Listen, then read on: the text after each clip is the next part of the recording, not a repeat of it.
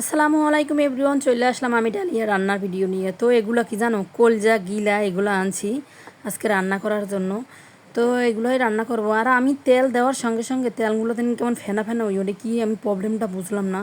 এটা কি সমস্যাটা আজ কতদিন ধরে, আর আজকে কতদিন ধরে এরকমের হইতেছে তেলগুলা। আর আমার রুমের সবাই অসুস্থ, পেট খারাপ।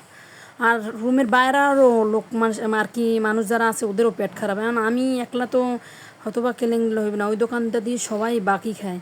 কিন্তু কি হয়েছে, আমার এই তেলটাই আমার মনে হয় তো সমস্যা হইতে আছে, যার কারণে আমার ভাই কোনো সময় এরকম পেট খারাপ হয় না। ও আজকে এক সপ্তাহ দিন ধরে পেট খারাপ, অফিস থেকে কালকে ছুটি দিয়ে দিয়েছে, সেলাইন লাগাইছে, তারপরও সুস্থ বোঝে না, 2টা করে ওষুধ খাইয়ে ফেলাইতে আছে। তো অনেক দিন ধরে পছন্দ হইতে আছে আমার গরু ওই কলিজা আর কি, মুরগির কলিজা গিলা খাইতে পারি না, যে ভালো লাগে না, এই জন্য আমার কাছে খুব পছন্দ কলিজার গিলা। তো দেখো গরম পানিতে সিদ্ধ করে ধুইছি, মানুষে তো সিদ্ধ করে ধোয় না, আমি জাস্ট গরম পানিতে আগে সিদ্ধ করে ধুইছি আবার। তো খানা দানার প্রতি কারো বেশি একটা রুচি নেই, কারণ আমার ভাইরে খাওয়ানো একটু ভালোই খাইছিল, ও খাইতে পারে না।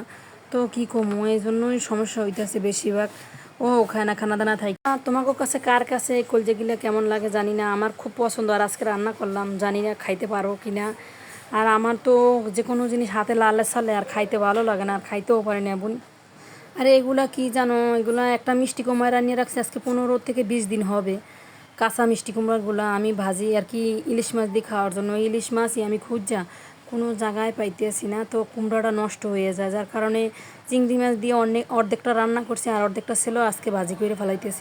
তো তোমাদের কাছে এই মিষ্টি কুমড়ার ভাজাটা কেমন লাগে কার কাছে? আমি এবার রান্নার সাথে ইলিশ মাছ দিয়ে রানলে মোটামুটি ভালো লাগে, আর এই ভাজি খাই প্রায় বেশি। তো রান্না করা ভাজি করা শেষ, ওকে বন্ধুরা ভালো থাকে আর আমার জন্য দোয়া করি। আল্লাহ হাফেজ।